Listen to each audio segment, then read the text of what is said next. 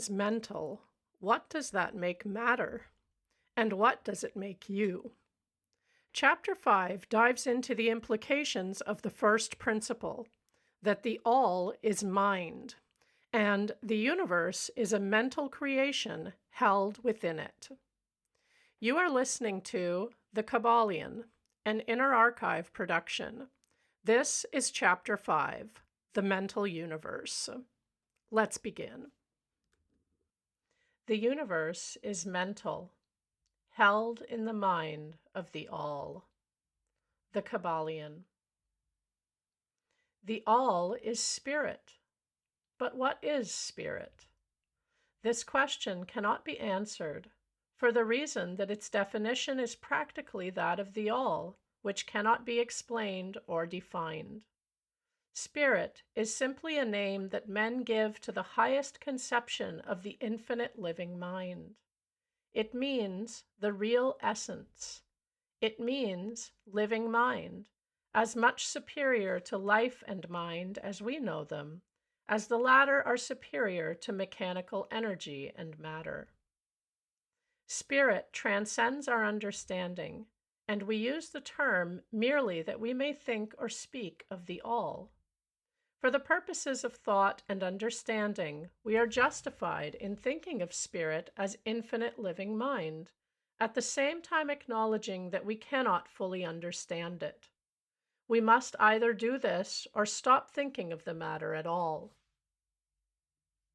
Let us now proceed to a consideration of the nature of the universe as a whole and in its parts. What is the universe? We have seen that there can be nothing outside of the all. Then, is the universe the all? No, this cannot be, because the universe seems to be made up of many and is constantly changing, and in other ways it does not measure up to the ideas that we are compelled to accept regarding the all as stated in our last lesson. Then, if the universe be not the all, then it must be nothing. Such is the inevitable conclusion of the mind at first thought. But this will not satisfy the question, for we are sensible of the existence of the universe. Then, if the universe is neither the all nor nothing, what can it be? Let us examine this question. If the universe exists at all, or seems to exist, it must proceed in some way from the all. It must be a creation of the all. But as something can never come from nothing, from what could the all have created it? Some philosophers have answered this question by saying that the all created the universe from itself, that is, from the being and substance of the all. But this will not do, for the all cannot be subtracted from nor divided, as we have seen. And then again, if this be so, would not each particle in the universe be aware of its being the all? The all could not lose its knowledge of itself, nor actually become an atom or blind force or lowly living thing. Some men, indeed, realizing that the all is indeed all, and also recognizing that they, the men, existed, have jumped to the conclusion that they and the all were identical, and they have filled the air with shouts of, "I am God," to the amusement of the multitude and the sorrow of sages. The claim of the corpuscle that "I am man" would be modest in comparison. But what indeed is the universe, if it be not the all, not yet created by the all having separated itself into fragments? What else can it be? Of what else can it be made? This is the great question. Let us examine it carefully. We find here that the principle of correspondence, see Lesson 1, comes to our aid here. The old Hermetic axiom, as above, so below, may be pressed into service at this point. Let us endeavor to get a glimpse of the workings on higher planes by examining those on our own.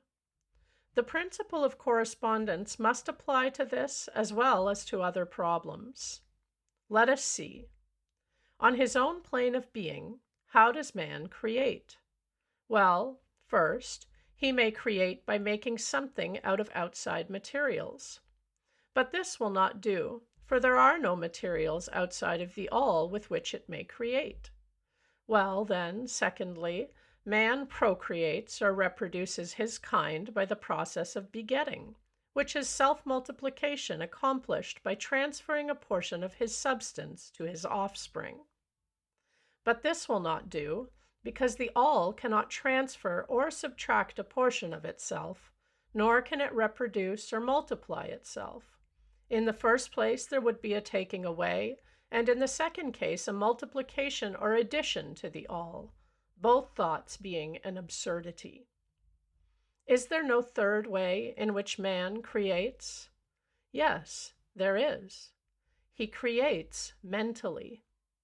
And in so doing, he uses no outside materials, nor does he reproduce himself, and yet his spirit pervades the mental creation. Following the principle of correspondence, we are justified in considering that the all creates the universe mentally, in a manner akin to the process whereby man creates mental images. And here is where the report of reason tallies precisely with the report of the illumined, as shown by their teachings and writings. Such are the teachings of the wise men. Such was the teaching of Hermes. The all can create in no other way except mentally, without either using material, and there is none to use, or else reproducing itself, which is also impossible. There is no escape from this conclusion of the reason, which, as we have said, agrees with the highest teachings of the illumined. Just as you, student, may create a universe of your own in your mentality, so does the all create universes in its own mentality. But your universe is the mental creation of a finite mind, whereas that of the all is the creation of an infinite. The two are similar in kind, but infinitely different in degree. We shall examine more closely into the process of creation and manifestation as we proceed. But this is the point to fix in your minds at this stage. The universe, and all it contains, is a mental creation of the all. Verily, indeed, all is mind. The all creates in its infinite mind countless universes, which exist for eons of time. And yet, to the all, the creation, development, decline, and death of 1,000,000 universes is as the time of the twinkling of an eye. The Kybalion. The infinite mind of the all is the womb of universes. The Kybalion. The principle of gender, see Lesson 1 and other lessons to follow, is manifested on all planes of life, material, mental, and spiritual.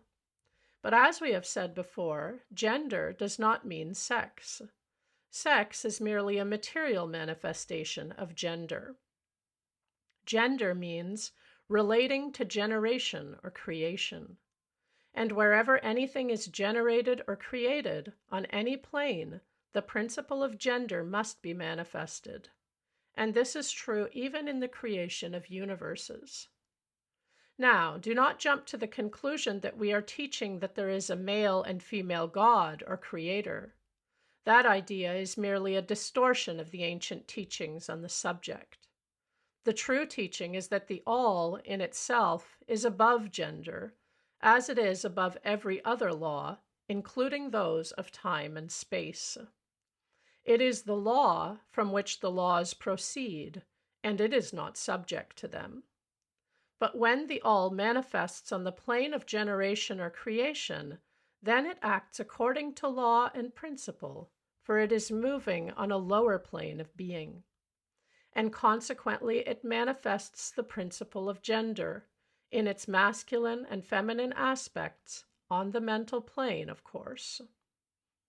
This idea may seem startling to some of you who hear it for the first time, but you have all really passively accepted it in your everyday conceptions. You speak of the fatherhood of God and the motherhood of nature, of God, the divine Father, and nature, the universal mother, and have thus instinctively acknowledged the principle of gender in the universe. Is this not so? But the Hermetic teaching does not imply a real duality. The all is one. The two aspects are merely aspects of manifestation. The teaching is that the masculine principle manifested by the all stands, in a way, apart from the actual mental creation of the universe. It projects its will toward the feminine principle, which may be called nature, whereupon the latter begins the actual work of the evolution of the universe from simple centers of activity on to man, and then on and on, still higher, all according to well-established and firmly enforced laws of nature. If you prefer the old figures of thought, you may think of the masculine principle as God the Father, and of the feminine principle as nature, the universal mother, from whose womb all things have been born. This is more than a mere poetic figure of speech. It is an idea of the actual process of the creation of the universe. But always remember that the all is but one, and that in its infinite mind the universe is generated, created, and exists. It may help you to get the proper idea if you will apply the law of correspondence to yourself and to your own mind. You know that the part of you which you call I, in a sense, stands apart and witnesses the creation of mental images in your own mind. The part of your mind in which the mental generation is accomplished may be called the me, in distinction from the I, which stands apart and witnesses and examines the thoughts, ideas, and images of the me. As above, so below, remember, and the phenomena of one plane may be employed to solve the riddles of higher or lower planes. Is it any wonder that you, the child, feel that instinctive reverence for the all, which feeling we call religion, that respect and reverence for the Father mind? Is it any wonder that, when you consider the works and wonders of nature, you are overcome with a mighty feeling which has its roots away down in your inmost being? It is the mother mind that you are pressing close up to, like a babe to the breast.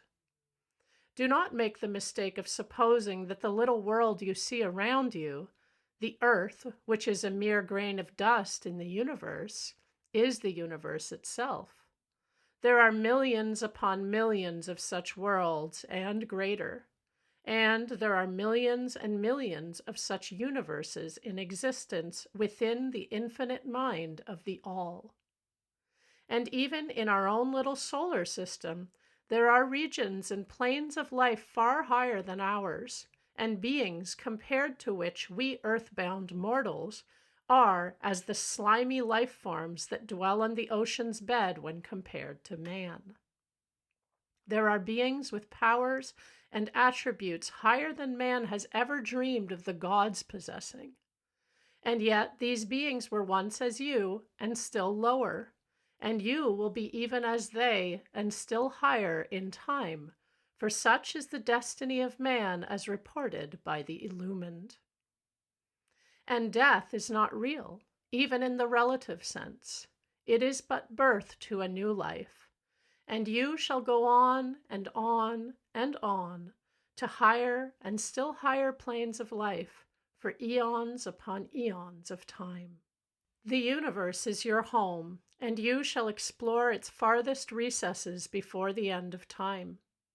You are dwelling in the infinite mind of the all, and your possibilities and opportunities are infinite, both in time and space.